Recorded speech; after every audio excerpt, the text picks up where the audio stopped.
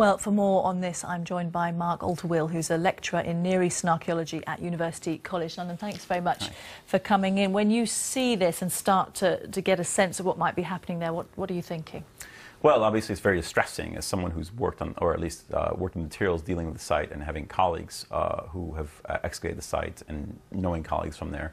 So obviously my first instinct is sort of horror, but at the same time I'm kind of guarded trying to see what's actually happening since we don't actually know too much right now. And give us a sense for people who haven't seen pictures of this site and so on, of what exactly is there and what makes it so special at Nimrud. It was a capital of the what's so-called Neo-Assyrian Empire that ruled this region. So from around 10th century, so say around 1000 BC all the way till about 612 BC.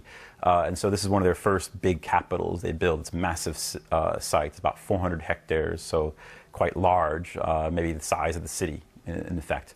And so it becomes this first true great capital.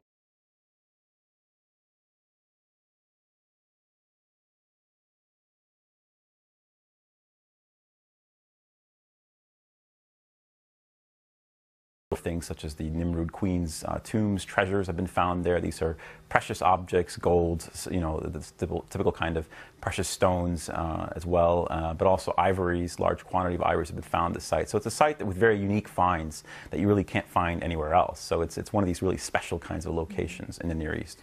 Is it fair to say that a lot of the actual artefacts would be safely in museums, and what's being destroyed is the structure itself, what's left that shows the imprint of the city and how it was all formed? Yeah, many, obviously, the items that we know, such as these things I just described, the treasures, have been obviously taken away to museums in Baghdad, but also here in the West, in Britain, as well as the United States. However, there are a number of things that are certainly on the site, such as these, there are original essentially these orthostats, reliefs that are still on the settlement or the site of Nimrud, which certainly could be looted or destroyed. There are numerous things potentially not yet discovered on the site, depending what they're exactly doing. We don't know.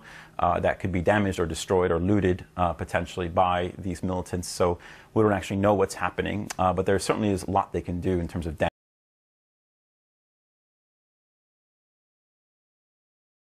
Would you second that? Absolutely. This is definitely a war crime. It's a direct attack against a very symbolic site to the Iraqi people in particular, but also importance to our Western societies and cultures in terms of its significance culturally and historically.